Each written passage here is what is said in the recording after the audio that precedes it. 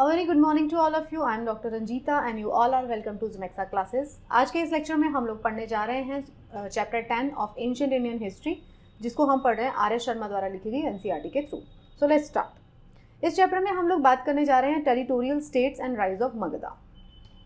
अगर आपका कोई डिटेल सवाल है तो आप मुझे इस ईमेल एड्रेस पर मेल कर सकते हो. ये मेरा इंस्टाग्राम हैंडल है और ये मेरे टेलीग्राम चैनल का आपको लिंक दिया गया है. टेलीग्राम चैनल पर आपको मेरे सभी लेक्चर्स के पीडीएफ मिलते हैं जिनको आप रिवीजन के लिए डाउनलोड कर सकते हो. ये जो चार्ट है इसको हम हर चैप्टर में रेफर करते हैं सो दैट आपको अपनी जो क्रोनोलॉजी है क्रोनोलॉजिकली किस ऑर्डर में हम लोग जो है पढ़ाई कर रहे हैं, हम एंशिएंट इंडियन हिस्ट्री को किस तरीके से समझने की कोशिश कर रहे हैं, ये आपको उसमें मदद करता है. तो आप इसको पढ़ सकते हैं. 2500 BC तक का जो टाइम पीरियड है, 4 लाख BC से लेके 2500 BC तक का जो टाइम पीरियड है वो स्टोन एज कहलाता है. उसके बाद इंडस वैली सिविलाइजेशन की हमने बात की. फिर हम वैदिक पीरियड की बात कर रहे हैं 1500 से लेके 1000 BC तक. 1000 BC से लेके 500 BC रफली तक लेटर वैदिक पीरियड होता है. 500 BC के आसपास जो है आप देखते हैं rise of Buddhism and Jainism. अब हम जो बात करने जा रहे हैं और ये मगधा एम्पायर, जो rise of Buddhism Jainism and Magadha empire, तो we are at this position. तो हम मगधा एम्पायर के बारे में बात करेंगे. मगध में कौन कौन से एम्पायर्स उस टाइम पे आए और वो क्यों आए, तो हम उसके बारे में बात करेंगे. उसके बाद आता है ग्रेट अशोका जो मौर्यन एम्पायर आता है, उसके बारे में नेक्स्ट चैप्टर में बात की जाएगी. हम बात करेंगे ग्रीक इन्वेजन के बारे में, शाकाज, प्रतिहारास, कुशानास, ये सारी चीज़ें हम पढ़ेंगे. देखिए, अब सबसे पहले आपको ये समझना पड़ेगा, जब हम एंशिएंट इंडियन हिस्ट्री को पढ़ रहे हैं तो हमें ये समझना पड़ेगा कि क्यों एक के बाद एम्पायर के बाद दूसरे एम्पायर आ रहे हैं. पहली बात तो सबसे जो बड़ा एम्पायर जिसको बोला जाएगा तो वो अब स्टार्ट होते हैं महाजनपद. अभी तक हमने क्या पढ़ा था? अभी तक हमने पढ़ा था अर्ली वैदिक पीरियड, फिर लेटर वैदिक पीरियड. जो वैदिक पीरियड जब खत्म हुआ था उसके बाद हमने बुद्धिज्म और जैनिज्म के बारे में बात किया. वो कौन थे? वो क्षत्रिय फैमिलीज से बिलोंग करते थे. तो अब हम बात करेंगे, अब ये वो वाला टाइम पीरियड चल रहा है जब बड़े बड़े महाजनपद बन गए हैं. तो क्या कारण है कि महाजनपद का क्रिएशन होता है, उसको हम समझने की कोशिश करेंगे. देखिए, हम ये सारी चीज़ें इसलिए समझ रहे हैं because we have to write in our exam. हम अपने एग्जाम में लिखने वाले हैं अल्टीमेटली, इसीलिए हम ये सारी चीज़ें पढ़ रहे हैं. तो अब आप ये समझने की कोशिश करिए कि क्या कारण था, कौन सी ऐसी कंडीशंस डेवलप हुई जिसकी वजह से लार्जर स्टेट्स जो है हमारे सामने देखने को हमको मिलते हैं. तो देखिए, पहली बात क्या थी, अब जो है आर्यंस के आने के बाद क्या हुआ, आयरन का डेवलपमेंट हुआ. लोहा जो है इंडियन सब कॉन्टिनेंट के लोग पहले नहीं जानते थे. जब आर्यंस का इन्वेजन हुआ, जब आर्यंस हमारे यहाँ आते हैं, वैदिक पीरियड के बाद आयरन के इम्प्लीमेंट्स का यूज़ होना शुरू होता है. तो इंक्रीजिंग यूज़ ऑफ आयरन की वजह से क्या हुआ, यूपी और बिहार, वेस्टर्न बिहार, इस सब जगह पर आयरन का बहुत यूज़ होने लगा. अब जब आप आयरन का यूज़ करेंगे तो आप उसको खेती में भी यूज़ करेंगे, आप उसको वेपन्स बनाने में भी यूज़ करेंगे. तो हुआ क्या, नए एग्रीकल्चरल टूल्स आ गए, इम्प्लीमेंट्स आ गए, जिससे एग्रीकल्चर फ्लरिश करने लगा. अब जब आपका एग्रीकल्चर फ्लरिश करता है तो क्या होता है, एग्रीकल्चर इकोनॉमी फ्लरिश करती है तो उससे क्या होता है, सरप्लस फूड ग्रेन्स डेवलप होते हैं. अब जब किसी कम्युनिटी के अंदर, किसी परिवार के अंदर, किसी राष्ट्र के अंदर सरप्लस फूड ग्रेन डेवलप होना शुरू हो जाएंगे, प्रोड्यूस होना शुरू हो जाएंगे, तो क्या होगा, वो उस सरप्लस को कलेक्ट करेंगे और उसको क्या करेंगे, अपने बाकी के काम में यूज़ करना शुरू करेंगे. ऐसी जगह पे उसको यूज़ करेंगे, उस सरप्लस खाने को. उससे वो ट्रेड कर सकते हैं बार्टर सिस्टम के थ्रू, उसको वो ट्रेड कर सकते हैं प्रॉपर कॉइनेज सिस्टम के थ्रू, राइट. तो उससे क्या होगा, अब यहाँ पे भी यही हो रहा था. जो मगध वाला जो पूरा यूपी वाला, ईस्टर्न यूपी वाला जो जगह है और वेस्टर्न बिहार वाली जो जगह है वो मगध एम्पायर कहलाता है, अगर मैं प्रेजेंट कॉन्टेक्स्ट में कंपेयर करती हूँ. तो अब क्या ना शुरू हुआ, क्योंकि सरप्लस फूड ग्रेन्स आ गए थे, तो वो जो सरप्लस फूड ग्रेन है वो मिलिट्री माइट को बढ़ाने में यूज़ होना शुरू हो गए. जो भी प्रिंस थे वहाँ पे, जो भी राजा थे, उन्होंने वो सरप्लस फूड ग्रेन्स इकट्ठा करना शुरू कर दिया. ऑब्वियसली बात है, लोगों को तो उतना ही चाहिए जितना उनको चाहिए, क्योंकि स्टोरेज के प्रॉपर तरीके भी अभी नहीं आए थे. तो जो सरप्लस ग्रेन्स थे वो उसको कलेक्ट कर लेते थे राजा, और क्षत्रिय जो क्लास थी वो स्ट्रेंथन होना शुरू हो गई थी. किसकी वजह से, armed with iron weapons plus standing army. अब उन्होंने अपनी स्टैंडिंग आर्मी रखना शुरू कर दी. तो अब इस चीज़ को कोरिलेट करते हुए समझने की कोशिश करिए. आयरन इंप्लीमेंट्स आए, एग्रीकल्चर सरप्लस हो गया, एग्रीकल्चर सरप्लस को राजाओं ने लिया. राजा जो हैं, क्षत्रिय जो फैमिलीज जो थी, उन्होंने स्ट्रेंथनिंग शुरू कर दी क्योंकि उन्होंने अच्छे औजार बनाना शुरू कर दिए. स्टेबिलिटी आ गई फूड सरप्लस की वजह से, और material advantage enable people to remain on land. देखिए, पहले के ज़माने में क्या हो रहा था ना, स्टोन एज, ये सब में आप देखेंगे अर्ली जो वैदिक पीरियड है, तो लोग क्या करते थे, एक जगह से दूसरी जगह घूम रहे हैं, पाशर्स की तलाश में, किसी चीज़ की तलाश में, सेटल्ड नहीं है. अब महाजनपद वाला वो टाइम पीरियड है जहाँ पे लोग सेटल्ड लाइफस्टाइल प्रैक्टिस कर रहे हैं, क्योंकि उनको अनाज उगाना आ गया. अब अनाज उगना शुरू हो गया तो लोगों ने वहीं रहना शुरू कर दिया. जब आप वहीं रहना शुरू कर देते हैं तो जिस जगह पर आप रहते हैं आप उसको ब्यूटीफाई करेंगे, उसे प्रोटेक्ट करने की कोशिश करेंगे, आप सोचेंगे कि आपका घर और बड़ा हो जाए, आपका राज्य और बड़ा हो जाए। ये ह्यूमन टेंडेंसी है। तो अब क्या हो रहा था, expansion at the cost of neighbouring area. तो strong alliances develop with the territories और जनपद इंस्टेड ऑफ ट्राइब्स। अब बड़े बड़े जनपद बनना शुरू हो गए। जो राजा थे बड़े बड़े, जिन्होंने जनपद बना लिए थे, फिर महाजनपद भी देखेंगे हम, उन्होंने एक दूसरे के साथ अलायंस शुरू कर दिए। मान लीजिए एक पावरफुल है राजा, थोड़ी देर दूर के बाद उसको पता चल रहा है कि एक और पावरफुल राजा है, या तो उसके साथ झगड़ा होगा उसका, या तो उसे दोस्त बनाएगा। तो उन्होंने उनके साथ अलायंसेस शुरू कर दिए। अलायंस किस फॉर्म में हो रहे थे, ऑब्वियसली रिलेशनशिप के फॉर्म में अलायंसेस शुरू होते हैं। तो ये सारे जो थे कारण थे। आई होप आपको ये कारण समझ में आ गए, कंडीशंस क्या थी कि इसकी वजह से लार्जर स्टेट्स डेवलप हो रहे हैं। अब हम बात कर लेते हैं महाजनपद क्या होता है। 450 बीसी के आसपास का टाइम पीरियड जिसको हम बता रहे हैं, पहले हमने बुद्धिज्म जैनिज्म पढ़ा, अब ये 450 बीसी के आसपास का टाइम पीरियड है। 40 से ज़्यादा जो थे जनपद थे covering Afghanistan, south eastern, central Asia. ये कहाँ पे मेंशन है, पाणिनि ने मेंशन किया है अपनी किताब में। पाली टेक्स्ट में लिखी गई किताब है पाणिनि द्वारा, जो व्याकरण के बहुत ज्ञाता माने जाएंगे। पाणिनि ने किताब लिखी, उसके उन्होंने अराउंड 40 के महाजनपद जो जनपद हैं वो उनके बारे में मेंशन किया। आप उनके कुछ नाम देख सकते हैं। देखिए गांधार यहाँ पे था, जिसके लिए हम गांधार आर्ट की बात करेंगे। कंबोज भी यहाँ पे था। कुरुक्षेत्र वाला, पांचाल। कुरु और पांचाल जो है पहले वाले टाइम पीरियड में डोमिनेट कर रहे थे, हमने चैप्टर 2 या 3 में पढ़ा था। मत्स्य एम्पायर यहाँ पे था, सुरासेना, वत्स, काशी, मगधा एम्पायर देखिए यहाँ पर है, कोशला, माला, वाजी। तो आप ये इन सब के नाम पढ़ सकते हैं। अवंती यहाँ पर है। तो ये सारे के सारे कुछ जनपद थे जो कि बहुत प्रोमिनेंटली मेंशन किए गए किताबों में। पाली टेक्स्ट में महाजनपद के बारे में, जनपद जो थे लेटर ऑन जो बड़ा जनपद बन गया उसे महाजनपद बोला गया।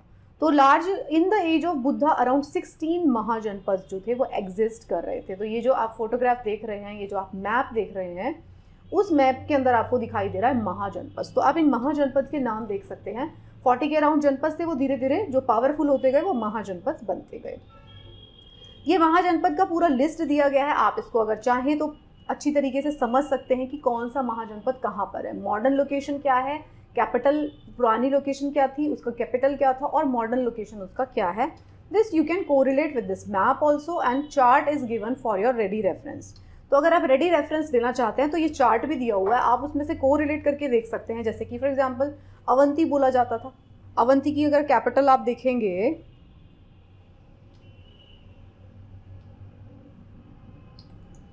तो अवंती में आप जब कैपिटल देखेंगे उज्जैन थी। और ये कौन सी जगह है, मध्य प्रदेश और मालवा वाला रीजन है। अगर हम अभी की बात करें तो अभी वाला जो रीजन है वो मध्य प्रदेश और मालवा वाला रीजन है। तो जो लोग इंटरेस्टेड है वो ये चार्ट को पढ़ सकते हैं। जहाँ पे आपको एग्जाम पॉइंट ऑफ व्यू से बहुत ज़्यादा इंपॉर्टेंट होगा वो मैं आपको बताती जाऊँगी, ये ज़रूर पढ़ना है। अब राइज और ग्रोथ ऑफ मगध एम्पायर कैसे होती है हम ये बात कर लेते हैं। देखिए तक्षशिला, यहाँ पर तक्षशिला इधर है, कहाँ, दिस इज तक्षशिला। ये उत्तर पथ है, ये रास्ता था जिसको लोग फॉलो करते थे इधर पहुंचने के लिए। यहाँ पे देखिए मथुरा आएगा, कौशाम्बी आएगा, एक्सटेंशन यहाँ पे किया था। तो ये वाले चार्ट को, ये वाले मैप को हम दोबारा से रेफर करेंगे जैसे जैसे हम पढ़ते जाएंगे, राइट। तो हुआ क्या था, देखिए पॉलिटिकल हिस्ट्री में अगर आप देखते हैं तो 6th सेंचुरी BC ऑनवर्ड्स हम देखेंगे स्ट्रगल हुआ बहुत सारे स्टेट्स के बीच में। क्यों ऐसा हो रहा था, क्योंकि हमने सेटल लाइफस्टाइल शुरू कर दिया था, जनपद बन गए थे, उनको महाजनपद बनना था। तो 6th सेंचुरी BC ऑनवर्ड्स आप देखेंगे कि बहुत सारा स्ट्रगल आपको देखने को मिलेगा। जो लोगों की एम्बिशंस है ना वो फ्लरिश करना शुरू कर गई थी। तो राजा जो थे वो अपने आप को बड़ा महाराजा बनाना की कोशिश कर रहे थे, ज़्यादा से ज़्यादा उनका एक्सपेंशन हो। कोई एक राजा तो वो चाहता था कि ये राजा हट जाए और मैं राजा बन जाऊँ। तो अभी हम जब डायनेस्टीज़ की बात करेंगे ना, पढ़ेंगे, तो हम देखेंगे कि कौन कौन सी डायनेस्टीज़ आई, उन्होंने किस तरीके से एक दूसरे के साथ सक्सेशन वॉर में किस तरीके से उन्होंने इन्वॉल्व किया खुद को। तो हुआ क्या, किंगडम जो मगध है emerged as the most powerful and founded an empire। Magadh वाला जो रीजन है ना, ये वाला जो रीजन है पूरा, ये जो वाला रीजन है, इसमें क्या हो रहा है, क्योंकि सरप्लस फूड भी है, नदियों की एडवांटेज है। अब ज्योग्राफी की नॉलेज को आप इसके अंदर डालिए। ज्योग्राफी की नॉलेज क्या कहती है, ये कौन सा वाला रीजन है, ये गंगा वाला रीजन है, ठीक है। नदी इतनी बड़ी नदी है जो कि मिट्टी लेके आती है, तो एग्रीकल्चर बहुत अच्छे से फ्लरिश करता है। ये वो वाला रीजन है जहाँ पर हमको आयरन ओर भी मिल रहा है, राइट। तो आयरन की सरप्लस भी है और अच्छी एग्रीकल्चर भी हो रही है। तो ये सारी चीज़ें क्या देती हैं आपको, ये आपको एडेड एडवांटेज देती है। जिस जगह पे आपको आयरन नहीं मिल रहा, आपको बहुत दूर दूर से ट्रांसपोर्ट करना पड़ेगा। ट्रांसपोर्ट जो है अभी हमारे लिए इतना महंगा है, इतना मुश्किल हो जाता है। तो सोचिए उस ज़माने में ट्रांसपोर्ट करना आयरन ओर को या किसी भी मेटालिक ओर को कितना मुश्किल रहा होगा। तो आप अपनी ज्योग्राफिकल नॉलेज को अगर यहाँ पे डालेंगे तो मगध एम्पायर फ्लरिश करता है इस टाइम पर। ओके, अगर हम मगध एम्पायर में देखेंगे तो हम क्या क्या देखेंगे, हम देखेंगे बिम्बिसारा। ठीक है, देखिए नाम आपको जरूर से लर्न करना पड़ेगा, बिम्बिसारा। जब हम मौर्यन एम्पायर पढ़ेंगे ना तो वहाँ पे आएगा एक बिंदुसारा। तो बिंदु जो है, आप जब हम वो पढ़ेंगे तो मैं आपको निमोनिक्स या आपके लॉजिक एक दे दूंगी जिससे कि आपको याद रहेगा। तो अभी हम यहाँ पे क्या पढ़ेंगे, मगध एम्पायर में सबसे पहले बिम्बिसारा आए, हिज सन वाज अजातशत्रु, फिर उदयन, फिर ये दूसरा आ गया काल अशोका, महापद्मनानंदा और धननंदा। तो ये सारे हम सक्सेसिवली पढ़ेंगे। हम बात करेंगे कौन सा जो है कौन सी डायनेस्टी से बिलोंग करता है। तो इस चैप्टर में जो आपको समझना पड़ेगा, आपको रफली अपने दिमाग में एक चीज़ रखनी है कि क्यों पहले तो डेवलपमेंट हो रही है, फिर मौर्यन एम्पायर जो कि एक बहुत बड़ा एम्पायर था, उसके आने से पहले मगध था। तो मगध के अंदर हम 3 डायनेस्टीज़ को पढ़ेंगे। डायनेस्टीज़ क्या होती हैं, एक लीनिएज होती है, एक फैमिली और ट्राइबल लीनिएज जिसको आप कह रहे हैं, जिसके अंदर से आपको राजा मिलेंगे। तो हम 3 डायनेस्टीज़ के बारे में बात करेंगे। ये चार्ट है, आप दोबारा जाके रेफर कर सकते हैं जब आप रिवीजन करेंगे, राइट। तो रिवीजन के टाइम पे ये चार्ट आपको बहुत ज़्यादा काम आने वाला है, आपको ये पता चलेगा किसके बाद कौन आया। तो अब सबसे पहले जो हम बात करेंगे डायनेस्टी कौन से, हर्यंका डायनेस्टी। तो हर्यंका डायनेस्टी के बारे में हम बात कर रहे हैं। तो हर्यंका डायनेस्टी का फाउंडर पर्सन कौन है, बिम्बिसारा। तो बिम्बिसारा जो है वो उनका फाउंडर पर्सन है हर्यंका डायनेस्टी का। रफली टाइम पीरियड आप देखिए, टाइम पीरियड आपको एग्जैक्ट रट्टे लगाने की जरूरत नहीं कि 544 बीसी से 492 बीसी है, ये आपको रटने की जरूरत नहीं है। As far as your GS is concern, जो लोग ऑप्शनल वाले हैं वो इसको रटेंगे, बट जीएस वाले लोगों को सिर्फ इतना समझना है कि जो मगध एम्पायर है वो कौन सा टाइम पीरियड है, वो टाइम पीरियड है जब बुद्धिज्म और जैनिज्म फ्लरिश कर रहा था स्टार्टिंग में, और उसके बाद उनकी डेथ हुई। और मौर्यन एम्पायर से पहले का, तो वो जो 200-250 कुछ साल हैं, ये उस टाइम का पीरियड है मगध एम्पायर। एग्जैक्ट आपको डेट्स लर्न नहीं करनी है, बट आपको एक क्रोनोलॉजी पता होनी चाहिए कि Bimbisara was the first person. तो फर्स्ट नोन हिस्टोरिकल किंग है ये इंडिया का। तो अगर बात की जाती है, देखिए आपके स्टेट पीसीएस क्या है ना, ऐसे 1 लाइनर बहुत पूछते हैं। तो अगर आपको 1 लाइनर जब आप ये चैप्टर पढ़ेंगे ना, तो रिवीजन के लिए आपको क्या करना है, सिंपल सा एक काम करना है, आपको अपने फ्रेंड्स के पास जाना है। एक तो आप उनको ज़रूर ये बता दीजिएगा कि इस चैनल के बारे में कि यहाँ पे अच्छे से पढ़ाया जा रहा है, वो भी देख लीजिए। सेकंड क्या करना है, आपको उनके पास जाना है और आपको उनसे ऐसे क्वेश्चंस पूछने हैं कि आपको पता है कि सबसे पहला हिस्टोरिकल किंग अगर इंडिया के अंदर बोला जाए तो किसे बोला जाएगा। तो पहला, अगर फर्स्ट नोन हिस्टोरिकल किंग की बात करें अगर हम इंडिया में, तो वो था बिम्बिसारा। कौन सी डायनेस्टी हो गई, हर्यंका डायनेस्टी। किसके बारे में बात कर रहे हैं, मगध एम्पायर। तो Magadha empire full fledgedly king वाला पहला एम्पायर था, जिसके अंदर पहली डायनेस्टी थी हर्यंका डायनेस्टी। तो हर्यंका डायनेस्टी का सबसे फाउंडर पर्सन है बिम्बिसारा। ये कौन है, कंटेम्प्रेरी ऑफ बुद्धा है। जिस टाइम पे बुद्धा एग्जिस्ट कर रहे थे, वो यहाँ पे अर्थ पे थे, उस टाइम पे बिम्बिसारा वॉज देयर। कैपिटल कौन सी थी, Rajgir. Annexation and alliance, conquered Anga and made matrimonial alliance with ruling families. देखिए ये रटने की जरूरत नहीं कौन कौन सी रूलिंग फैमिली के साथ इन्होंने मैट्रिमोनियल अलायंस बनाया। ये आपकी लार्जर अंडरस्टैंडिंग की बात है जो हमने चार्ट नंबर 1 में पढ़ ली थी कि क्या कारण थे। फ्लरिश हो रहे थे जनपद, तो फिर महाजनपद बन गए। महाजनपद ने क्या किया, आसपास वाले लोगों के साथ या तो लड़ाई करेंगे या तो दोस्त बनाएंगे। तो दोस्त बनाने के लिए उन्होंने अलायंस किए, तो मैट्रिमोनियल अलायंस किए गए आसपास में। ठीक है, तो इतना आप अंडरस्टैंडिंग डेवलप करो। तो Haryanka dynasty, Bimbisara was the first king और कैपिटल राजगीर। अब क्या हुआ, इनकी परमानेंट आर्मी होती थी और received Kashi as dowry. Dowry जब उन्होंने मैट्रिमोनियल अलायंस मिला तो उनको काशी भी मिल गया।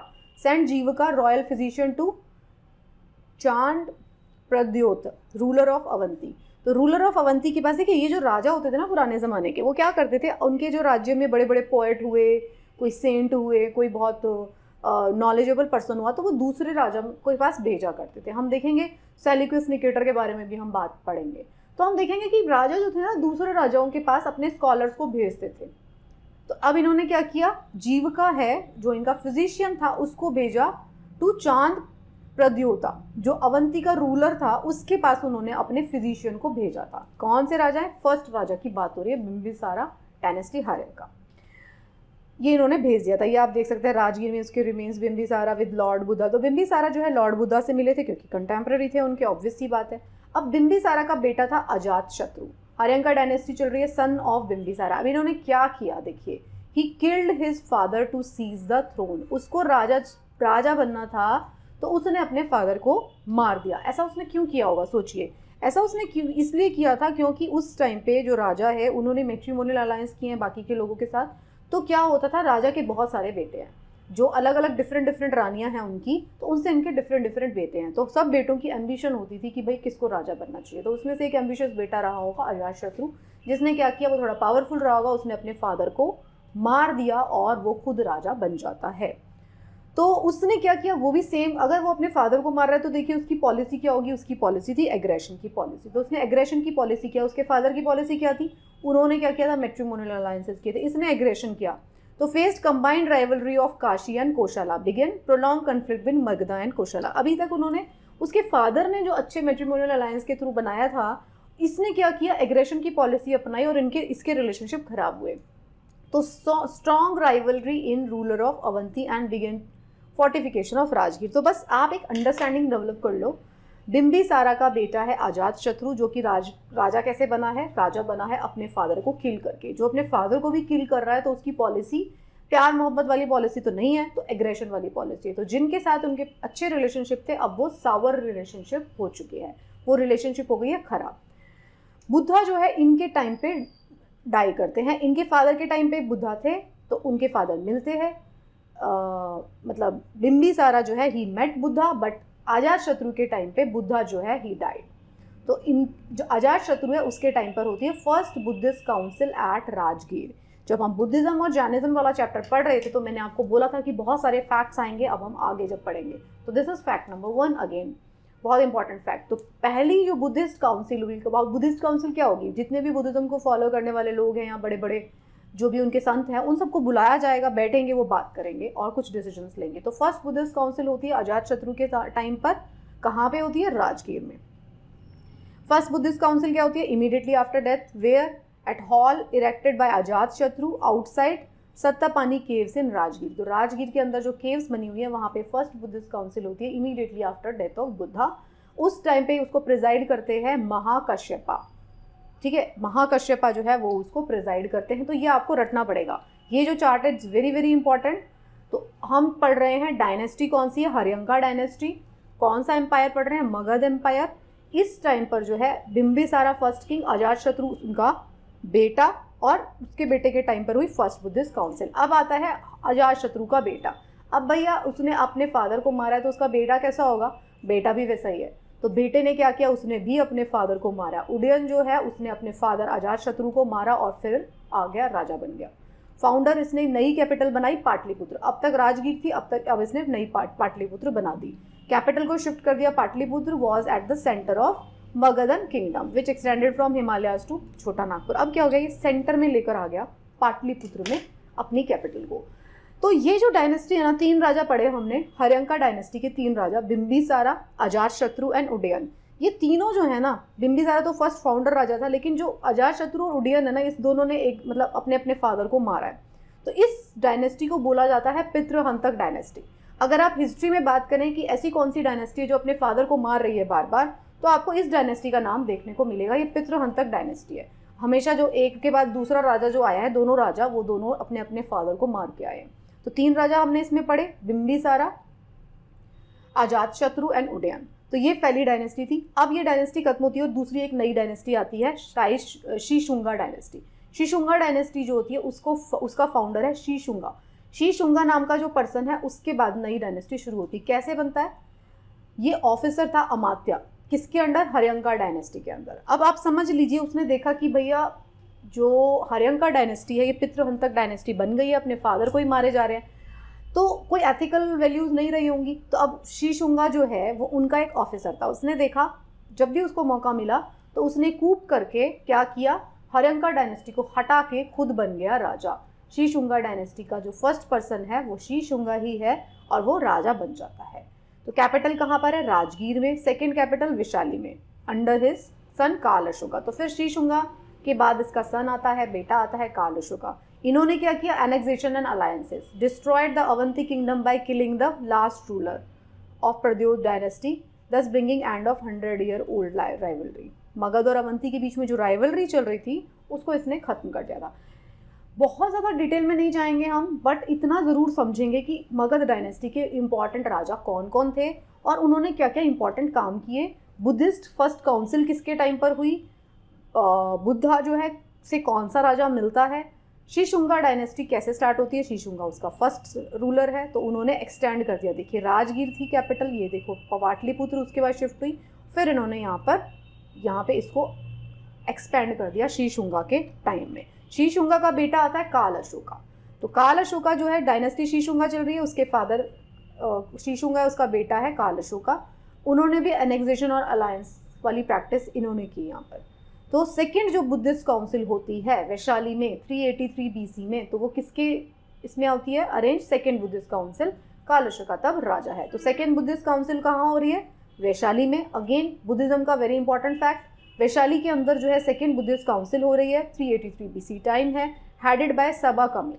ये सब कुछ रटना है आपको। जो सेकंड बुद्धिस्ट काउंसिल थी ना, फर्स्ट बुद्धिस्ट काउंसिल कब हो गई थी? जब अजातशत्रु था, इमीडिएटली आफ्टर दैट।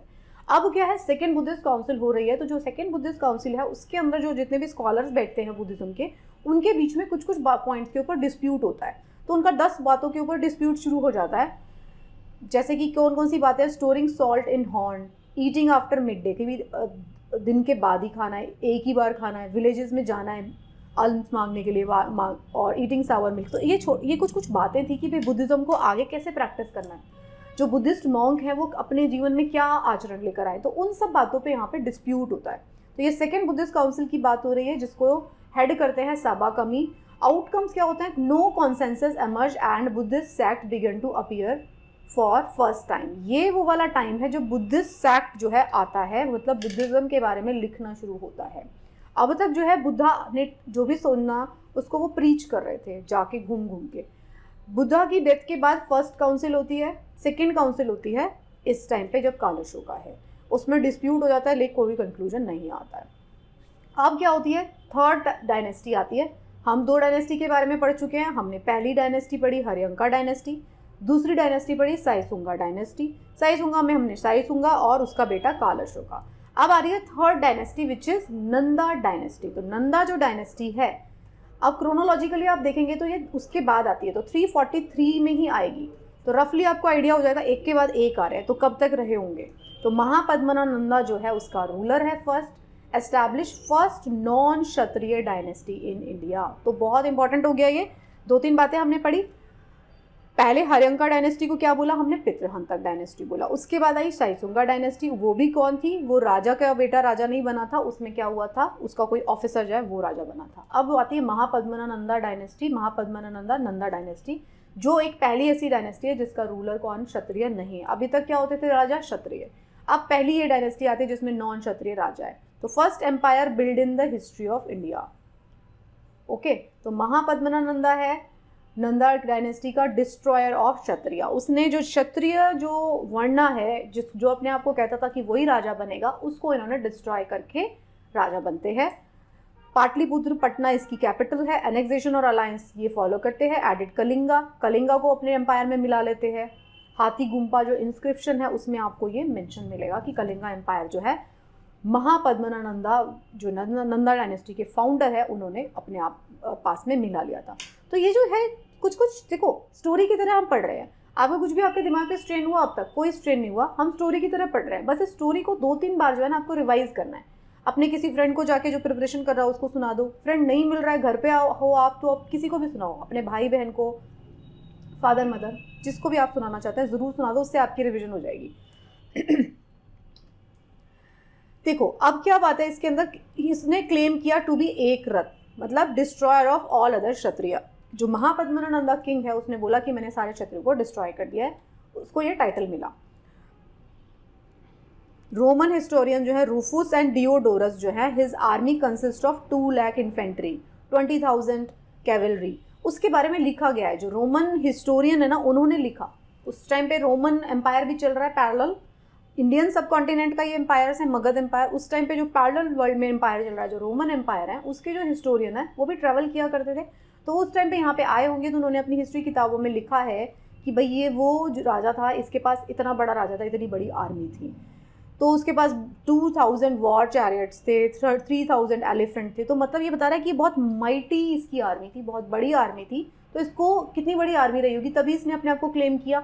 महापद्मना नंदा वो पहला राजा बना जो क्षत्रिय नहीं है, फिर भी उसके पास इतनी बड़ी आर्मी है। तो he is very important king, Nanda dynasty. तो नंदा डायनेस्टी, महापद्मना नंदा के बाद आता है इनका बेटा धननंदा, वो भी कैपिटल पाटलिपुत्र में रखता है। इस टाइम पे जो होता है अलेक्जेंडर जो है उसका इन्वेजन होता है और ये हार जाता है अलेक्जेंडर से, राइट। तो महापद्मना नंदा के बाद धननंदा, अलेक्जेंडर का इन्वेजन। तो ये देखिए आप, नंदा एम्पायर जो है कितना बड़ा इन्होंने बना लिया था। ये कलिंगा वाला जो जगह है इसको भी इन्होंने अपने इसमें शामिल कर लिया था। इस टाइम पे पंच मार्क कॉइन्स आपको देखने को मिलेंगे। पंच मार्क, ऐसे पंच बना के कॉइन बनाए जाते हैं। तो अब आपने ये देखा कि हमने ये, आपने जो देखा ये, हमने फर्स्ट चार्ट को रेफर कर रही हूँ मैं फिर से, 3 डायनेस्टीज पढ़ी हमने। ये कौन सी थी? हर्यंका dynasty.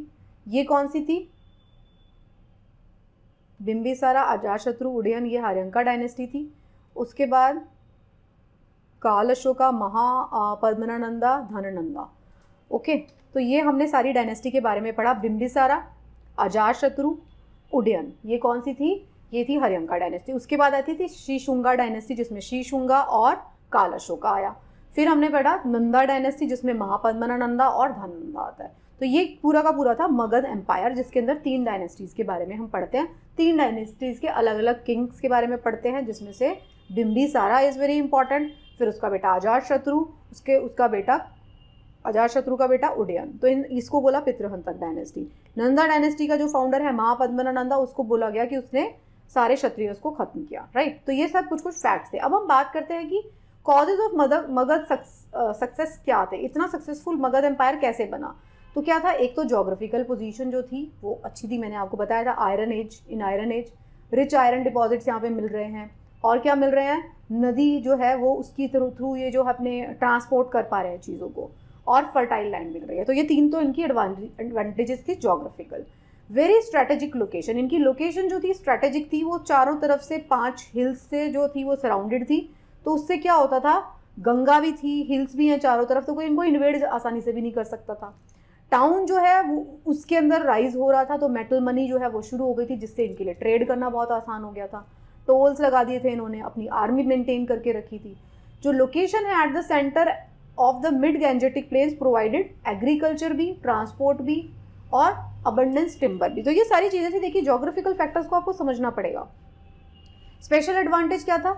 Military organisation, first use of elephants in war. तो ये वाली जो मगध डायनेस्टी है उसने हाथी, क्योंकि वहाँ पे मिलते थे, तो हाथी को यूज़ किया अपने वॉर के अंदर। Unorthodox character of Magadha society inhabited by Kirtans and Magadhas who were held in low esteem by orthodox Brahmins। तो देखिए ये क्षत्रिय डोमिनेटेड थी, और क्षत्रिय के बाद जब नंदा आए तो उन्होंने क्षत्रिय को भी हटा दिया। तो आप ये देखेंगे कि ये वो वाला एम्पायर है मगध एम्पायर, जो कि जोग्राफिकली एडवांटेज पोजीशन पे रहा, क्योंकि वो लेटर वैदिक पीरियड के बाद ऑपरेशन सहन करके आया था, तो वो अपने आप को राइज करना चाहता था। तो ये भी उनका एडवांटेज रहा। सेंट्रली लोकेटेड था, चारों तरफ पहाड़ थे। तो ये सारे कारण रहे कि मगध एम्पायर जो है बहुत सक्सेसफुल एम्पायर बनता है। So that's it about this chapter. I hope आपको ये चैप्टर अच्छे से समझ में आया होगा। प्री के लिए इंपॉर्टेंट तो है ही, क्योंकि इसमें से कुछ फैक्चुअल क्वेश्चंस निकल के आते हैं। फर्स्ट बुद्धिस्ट काउंसिल और सेकेंड बुद्धिस्ट काउंसिल जो है मगध एम्पायर में हो रही है। 3 इसके अंदर डायनेस्टीज के बारे में हमने पढ़ा था। मेंस के लिए भी इंपॉर्टेंट है, क्योंकि इसमें पूछा जा सकता है कि क्या कारण रहे कि मगध डायनेस्टी जो है इतनी फ्लरिश करती है। ये सारी चीज़ें आपको देखने को मिल सकती हैं। तो thank you so much for watching and I hope you are liking the lectures. अगर आपको लेक्चर्स पसंद आ रहे हैं तो बाकी लोगों को ज़रूर बताएं and best of luck for your preparation.